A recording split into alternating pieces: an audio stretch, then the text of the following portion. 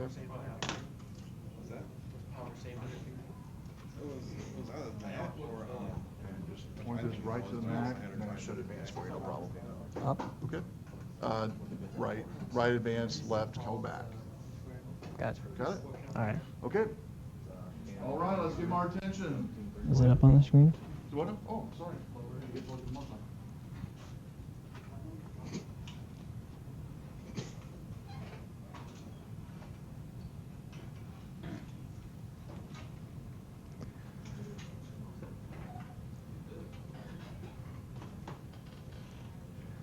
Hi, my name is Zach Poorman, and today for my presentation I'm going to talk about biometrics and security. After this loads.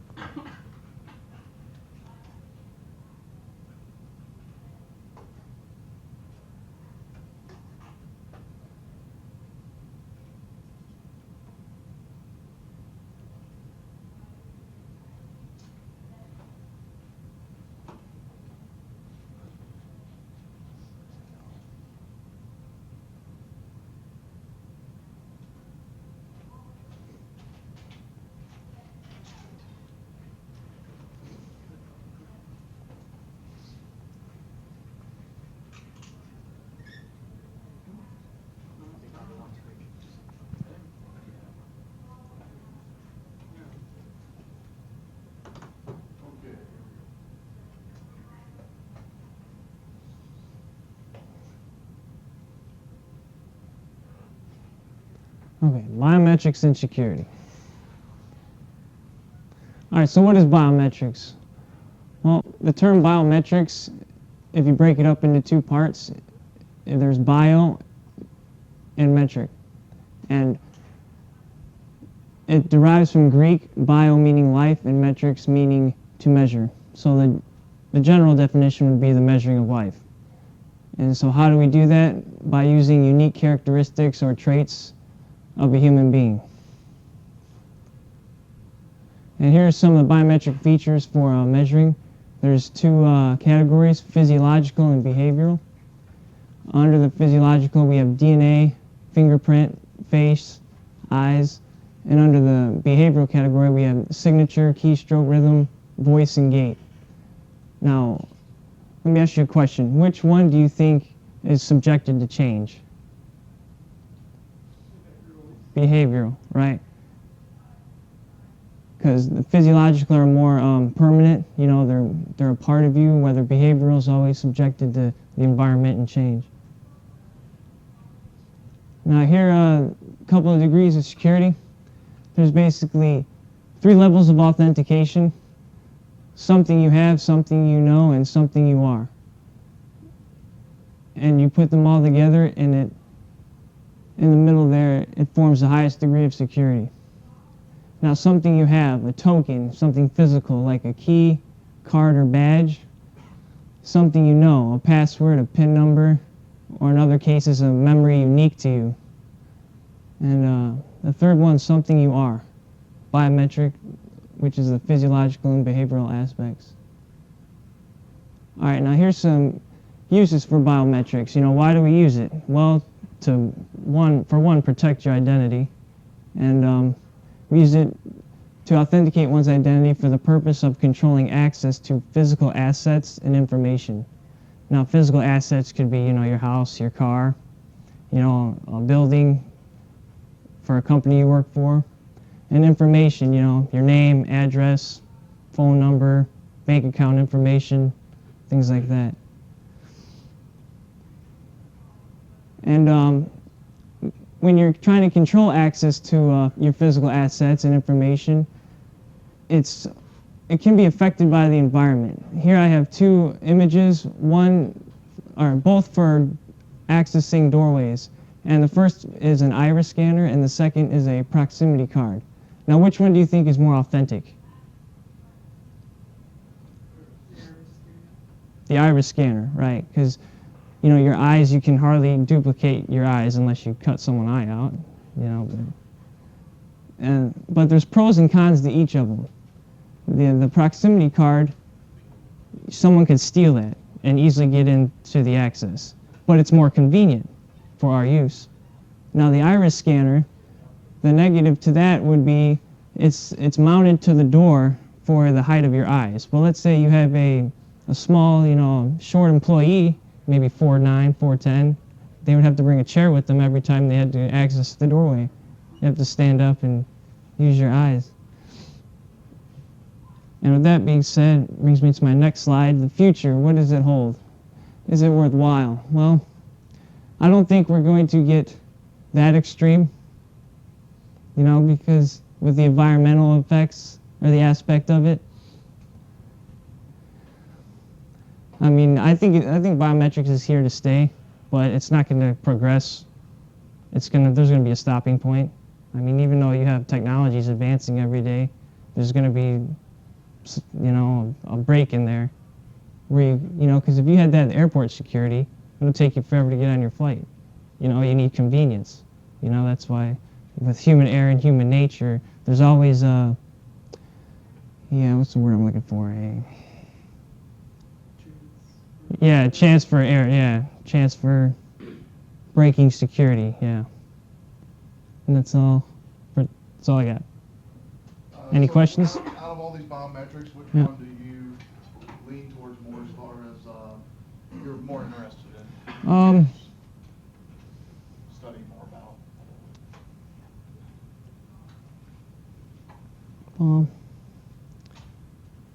I think fingerprints. Yeah.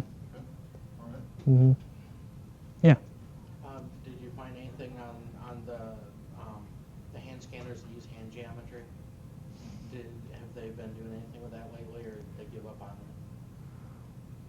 Well, they're still being implemented, but I mean, I don't see really huge use for them because you'd have to, again, with the environment aspect, you know, put your hand in there. You have to see where your hand is being placed. You know. But, yeah. All right, let's give him a hand. Good job. Yeah. All right, come up and get some more pizza and whatever else is up here while the next presenter's coming up. Getting ready.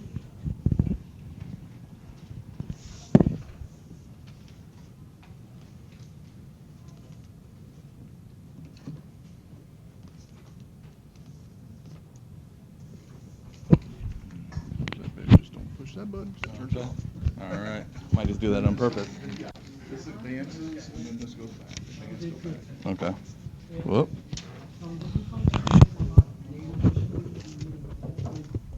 Thank you much. Yep.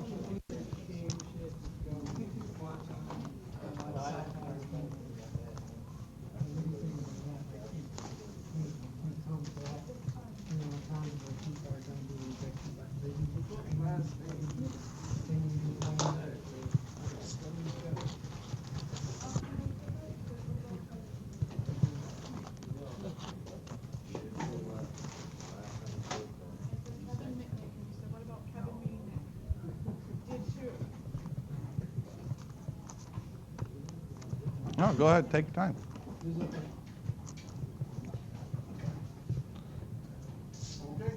All right. I'm going to take a second and tuck the flap of your pocket so it doesn't roll. Come on, Rich.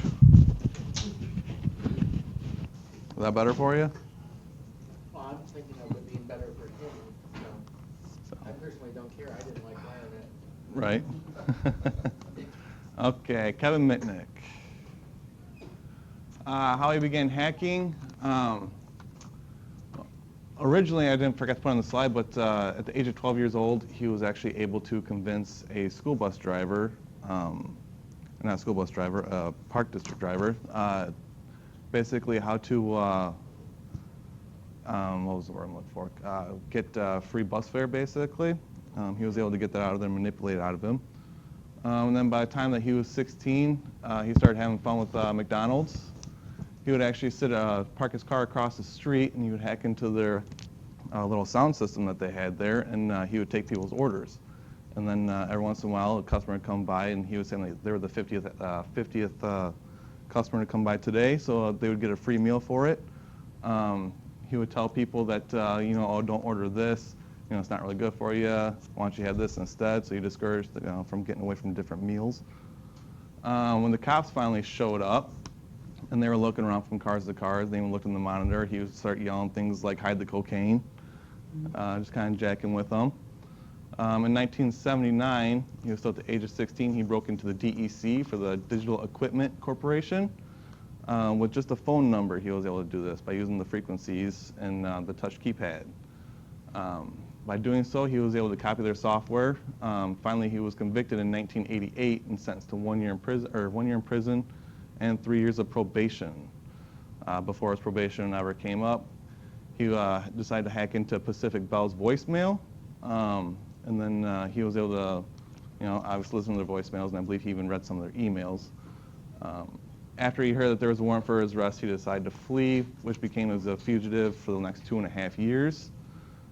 During his run, he would hack into local cell phone companies and listen, basically find out where the cops were, and when they were coming to looking for him.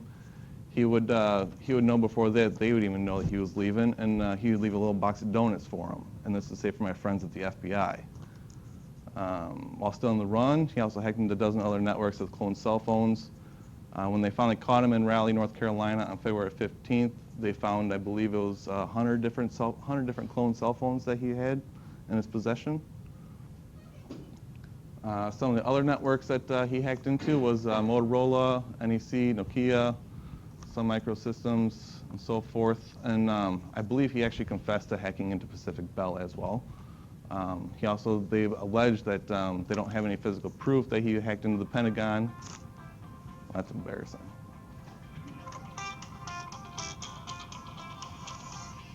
Sorry about that. Santa Cruz operations in California.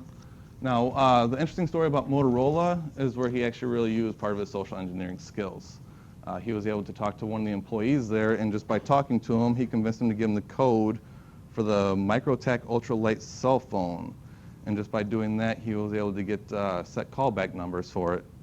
And then also in doing so, he was talking to one of the managers there after making another phone call, and convinced one of the employees there to give him the RSA Secure ID code anytime he needed it for his remote access. Basically, and then after doing that, he was able to hack into the development servers that held all the source codes for all the phones that they had. He didn't do it for any money or to sell the source code to any company. He just basically wanted to do it for his own fun and see how the cell phones worked on the back end by themselves. His last conviction was in 1999 when he confessed to 4 counts of wire fraud, 2 counts of computer fraud, and 1 count of illegally intercepting and wire communications. He served 46 months in a federal prison plus 22 months of probation from violating his terms of his 1989 conviction. He served 8 of those months in solitary confinement because, according to Mitnick, one of the employees there, one of the guards, convinced a judge that he could start a nuclear war just by whistling into a payphone. He was finally released in January 2003 and was restricted to the only technology of a landline, which he decided to go back in court when he fought, and he won, and then he was actually able to use the internet as well. What does Mitnick do today? Today he has his own security company, Mitnick Security Counseling. He likes to travel around the U.S. and he does seminars and talking to other companies and employees on how to better secure their networks and their infrastructures. The most important thing that he stresses is that is your biggest security threat is your employees. So I will leave you with this quote, and the next one is a video, and it says, "One cannot buy an expensive box and assume all problems are solved. It all comes down to the worker training and constant diligent efforts on the part of all workers in a company to achieve a reasonable level of information and security."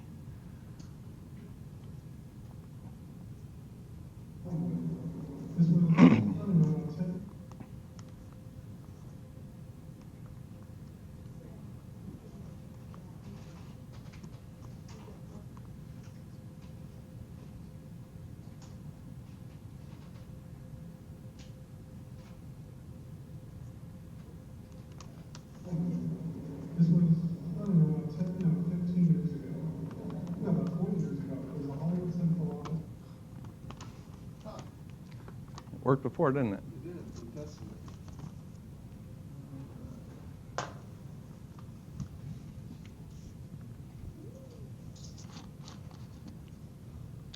I did it this way.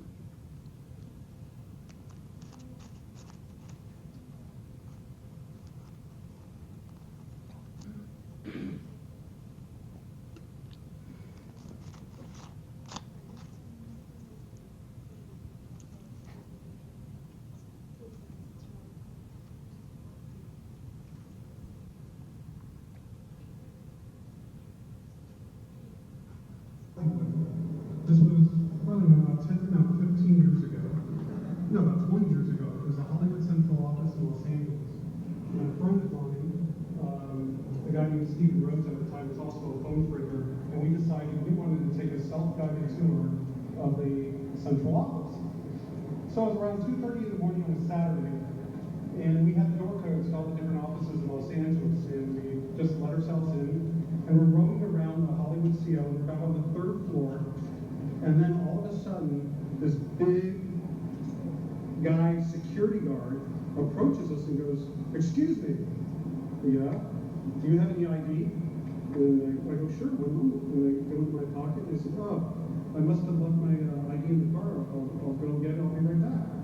He goes, "No." He goes, "Who's this guy?" And I go, "Oh, he's just a friend of mine, and I want to take him on a tour. He's never seen the central office." He goes, "At 2:30 in the morning?" I said, "Yeah, we just got out of the movie. And my friend has always wanted to work for the phone company. And so I figured I'd just take him on a quick tour." And he goes, "Well, where do you work?" I said, "Well, I work in the Cosmos Center in San Diego." He goes, "Who's your supervisor?" And I told him the name of the supervisor, incidentally, was the correct name of the person in the San Diego Cosmos Center. And he goes, "No, you guys have to come with us."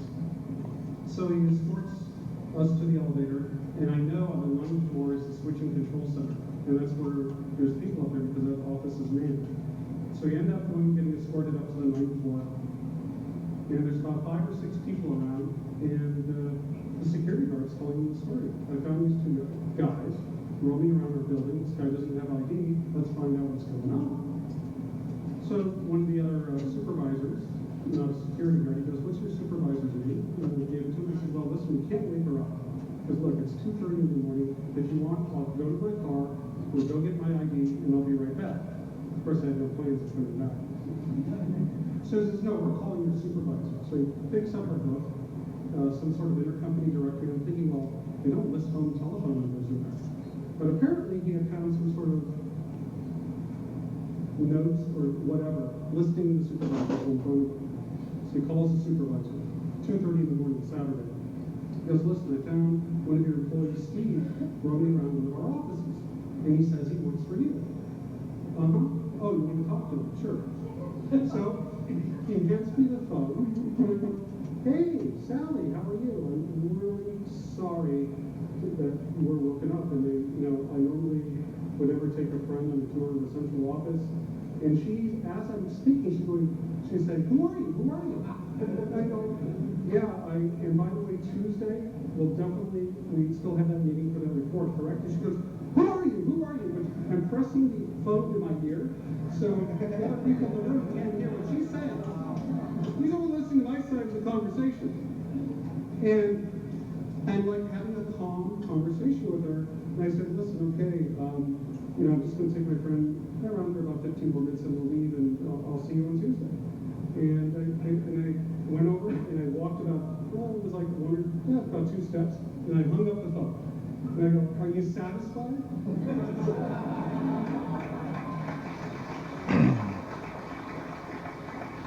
So now one of the cool things that I really did learn about, doing my research upon Kevin Mitnick here is just anybody you talk to, you really don't know what they're trying to get out of you. Like, just somebody in an elevator, if they're just asking your name, where you're from, and then get any of the little bits of information from you, and they'll actually keep it and they can remember it and go back and, eventually they can get your security card or your social security numbers, your credit cards, any type of information that they can use against you, and it could just be like to you a meaningless conversation that you're just meeting with somebody.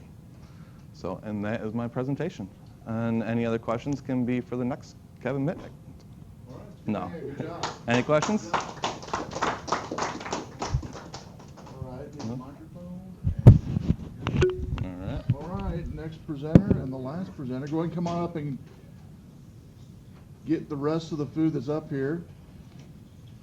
If you would, finish up the pizza. Just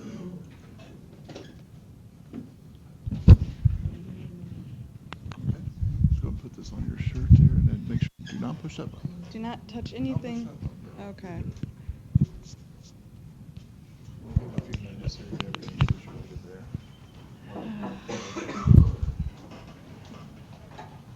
To control that button, point advances, this button goes back. You can go ahead and test it if you want to. Okay. I hate going right after somebody who did the same thing. Oh, you'll be fine. What do You you? guys always touch on a couple different stuff. You'll be fine. If I had something to throw, I'd throw it, but I don't think I'd get it that far. Are you being mocked from the back row? Well, yeah, I kind of mocked him during his, so it's only fair. Turnabout is fair play. Oh, this is fair. Did you forget? Oh, I just got reminded. You're welcome. Okay. All right, so all yours. Let's go ahead and give her our attention. Hi. Just for the record, I hate all presentations. You and me both. Yes. Although this time I get to do it without shoes. My shoes broke while I was walking into class.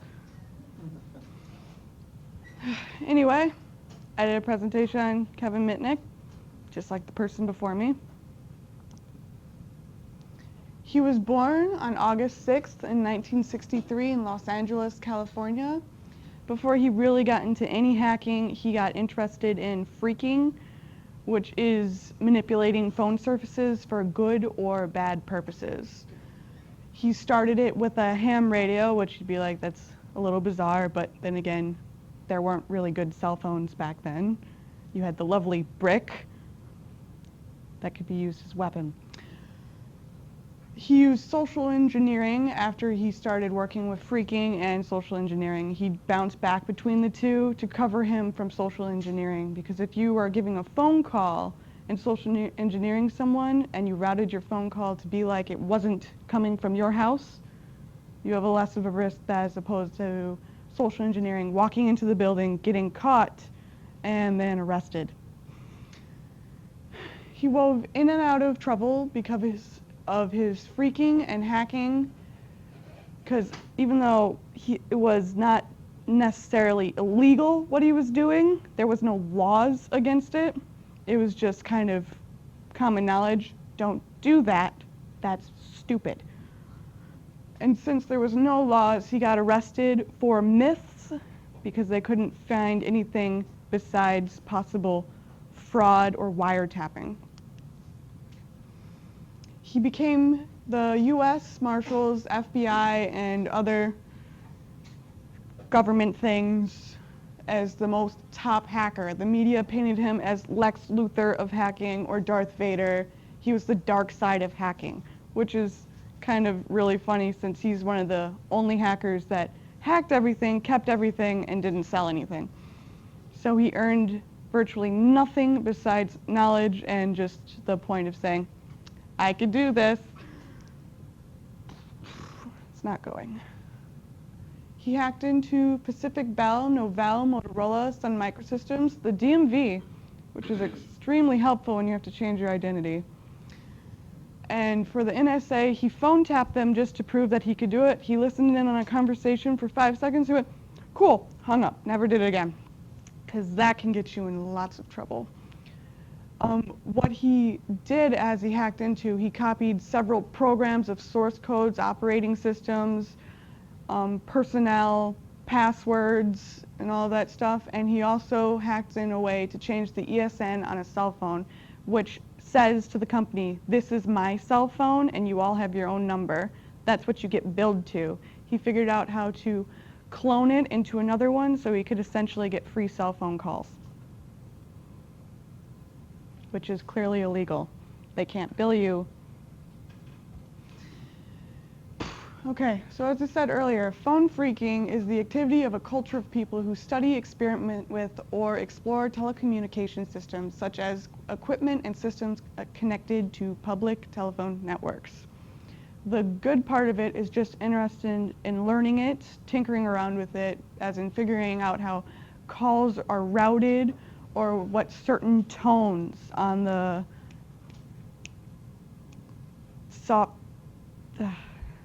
hardware meant. The bad, which is the illegal obviously, was free phone calls, doing phone taps, and disconnecting people's phone services for no reason at all. Kevin Mitnick actually liked to pull pranks on his friends' parents by rerouting their own personal phone to be that of a payphone. So whenever they tried making a call on their home phone or cell phone, it'd say, please deposit 25 cents. Now, for what certain tones meant, there was a way that you could whistle into your phone and have your phone disconnected from a payment method. It was the blue box, I believe, of phones. Of course, they don't use those anymore because a lot of phone phreakers used Captain Crunch whistle that came with it, and it made the perfect sound to disconnect them from having to pay for it.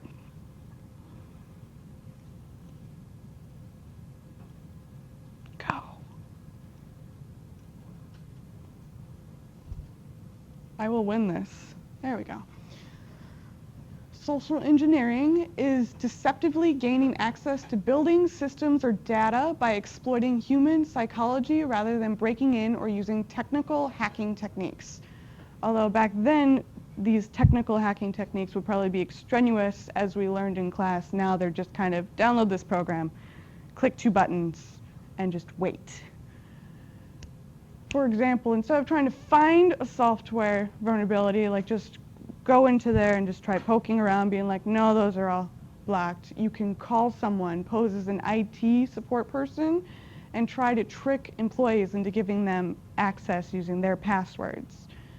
The easiest way to do this is if you knew the lingo inside the company, you could trick the person into a false sense of security, being like, they know all of this. This isn't stuff people outside of the company know.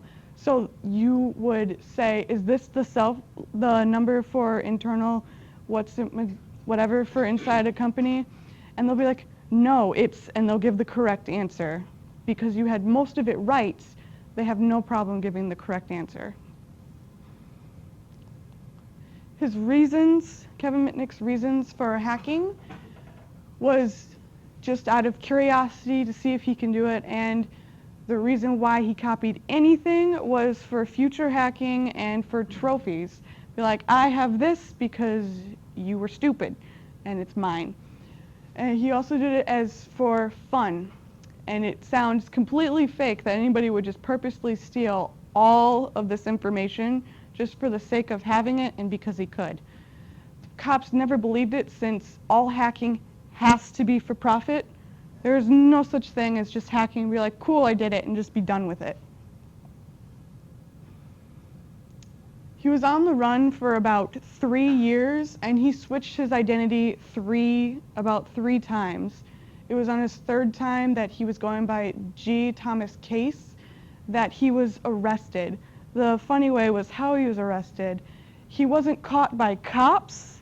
He was pinpointed by location by another hacker. I think that's more funny. He was caught by his cell phone. They pinpointed exactly where he was with his cell phone, well, in general area.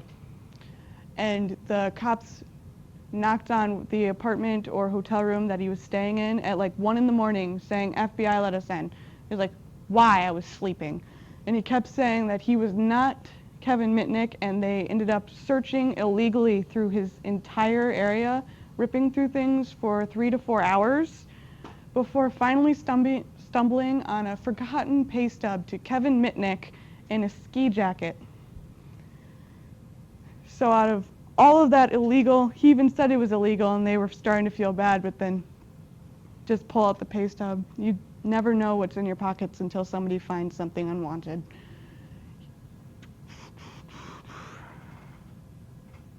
Right now he's free from jail, obviously, and he founded and owns his own security consultation where he gets paid to hack into businesses to help find vulnerabilities in their networks.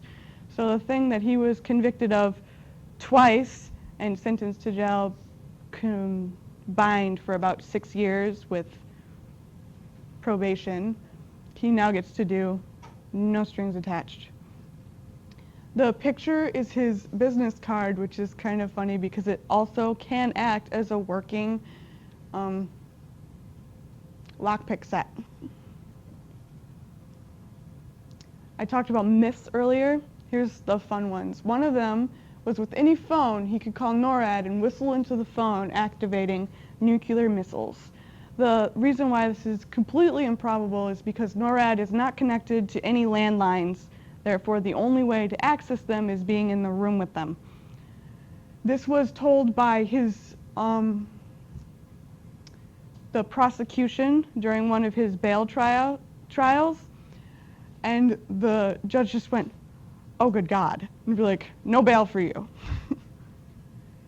They said he hacked into the NSA and obtained classified access codes. The only thing he had on the NSA was that one wiretap, and he kept a copy of it. And because the disk was just labeled NSA, they just assumed it had a whole bunch of classified codes and that he was a spy of some sort. He tampered with the judge's TRW report after receiving unfavorable treatment. If you haven't realized already, all of these are not true.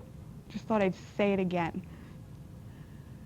He planted false news stories about Pacific National Banks having lost millions of dollars after he had an employment withdrawn. I said it all over each other. Now, he did have several job offers withdrawn because of this set of fantastic myths, which would be like, "Oh, I don't want him working for my company. Look what he can do." And they'll just like point at it and be like, "I didn't do that." The funny one was repeatedly harassing and turning off phone services for actress Christy McNichol. I don't know who that is, but in the book Ghost in the Wires, his mom ran into her and she's like, "Kevin Mitnick's my son." She's like, "Yeah, what's about him harassing me and turning off my cell phones? They've worked fine." I don't know where that one sprung up, but it did. The one over there, it says hacked into police department computers and erased his prior arrest records. That one has some truth to it. He didn't hack into it. He was arrested, but the police never filed a report. So they have no record of him being arrested at that time. So they just assumed, because he's a hacker and he can get into anything, that he erased it when it was just the police not doing their job. After his first arrest and he was on probation, the reason why his other probation, they didn't want to set bail, is because people said he fled to Israel to wait out his probationary period, which is also false. And while he was waiting for a bail hearing, which they were refusing to give him because of how evil and easy it is for him to get into anything, he noticed all the personnel before they walked anywhere near them will flip things and put their wallets in their front pockets because they were told that he has the ability to destroy personal lives by just knowing your name and age and how you look like. And one of the prosecutions, what's the word? Evidence against him so that he could not have bail whatsoever was because he supposedly caused $300 million worth of damage to Sun Microsystems, Novell, Motorola, and other victims. That number was pulled out of their areas, and I didn't know swearing was okay. And they threw it out there because although he did take probably at least $20,000 worth of stuff, it didn't cost any of those businesses anything to repair it. He didn't damage anything. He didn't sell anything. So that was just them trying to be like, we don't really have anything on him. So let's just say he caused this amount of damage to all of our businesses, and maybe they'll keep him. that is all the information I used. And that's pretty much it. All right, let's give her a hand. Good job. All right, last presenter, and so just final notes real quick.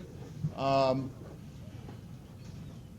have waivers still up here, about a handful of openings still for the iPhone, iPad class. We'll be handing out the iPad minis mid-July, I found out, for those that are taking it. You'll get them like a month ahead of class. Final grade for this class will be emailed by 5/14. I'll probably get it done before that, but by 5/14, they will be. Yes? I emailed you the screencast, that's why I was late. Oh, that's right, you did your screencast, that's right, I'm sorry. You did email it to me, okay, good. Well, I can show you yours then. Is this the first one that just did it completely by video? Yeah, this is the first one by video, yes. Correcto mundo.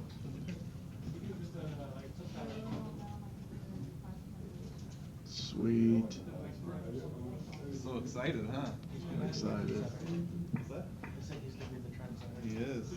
He broke the mold.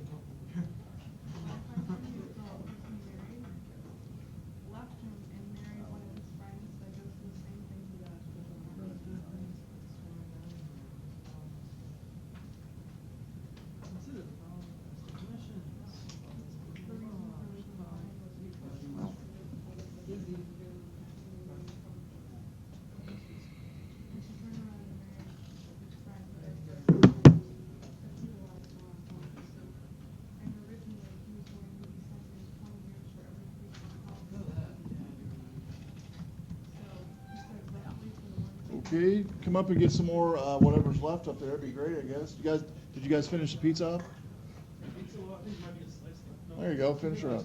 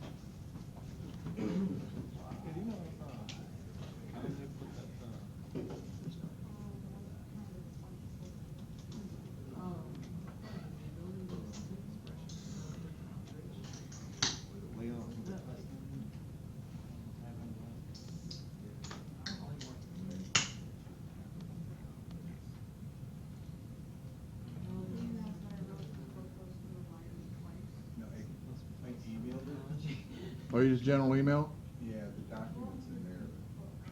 Sorry. That's right. I think that's the one with the voice. We'll find out. Oh, yes, let's play this in Firefox and get quite better.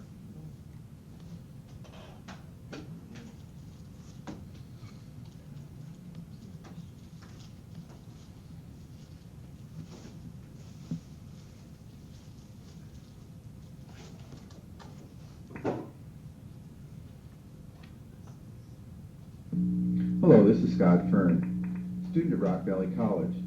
Okay, let me pause it, and we know that it's working.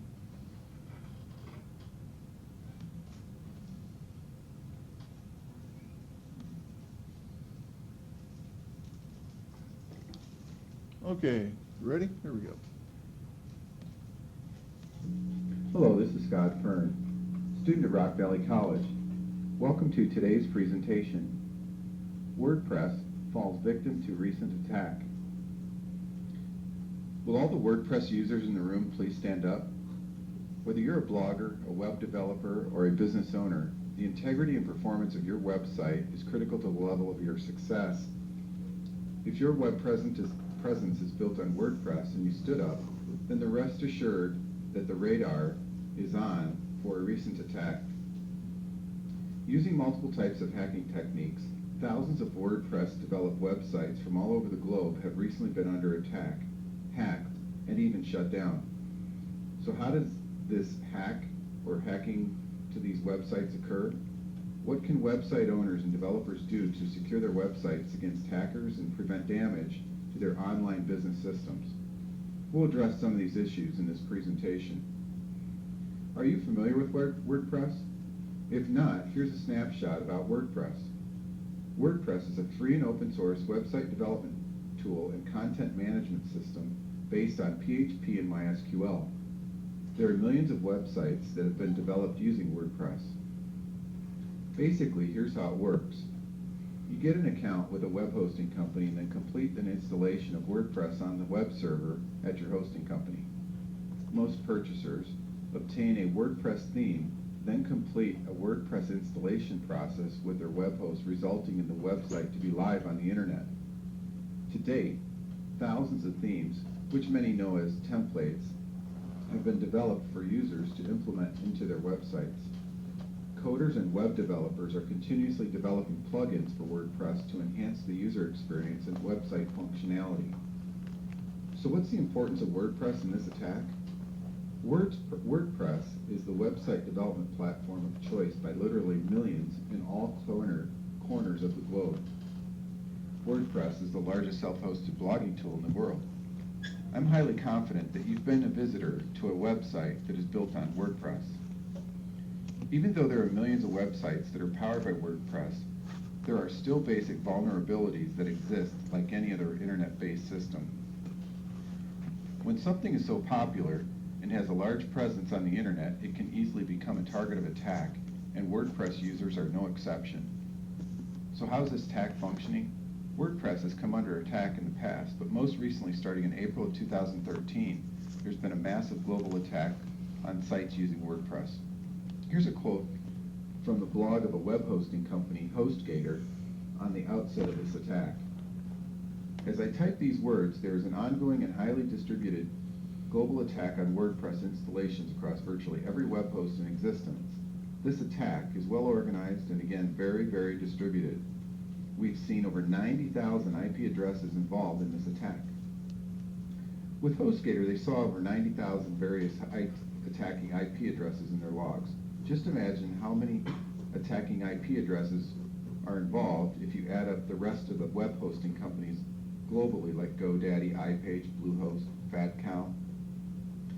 This recent attack functions by way of a brute force attack and a denial of service methodology by way of seeking the admin password to the website via a brute force attack. The success of the attack can also be enhanced because some website administrators may have weak passwords and lack additional web security tools in place. In other words, the brute force attack is an attack process where multiple login attempts are made in the admin area of a website in attempts to find the admin password for the website. But this attack process is not just on one website. It's concentrated in attacking the web host or server for those websites and all of the WordPress installations on that web server. So what are the solutions for WordPressers to handle this attack?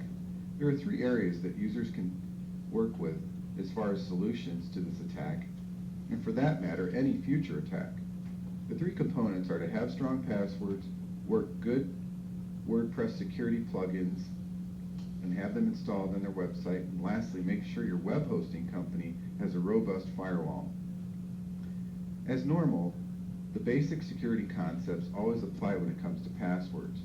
Users should make sure they have robust passwords that are 8 to 10 characters in size, use symbols, and both upper and lowercase letters.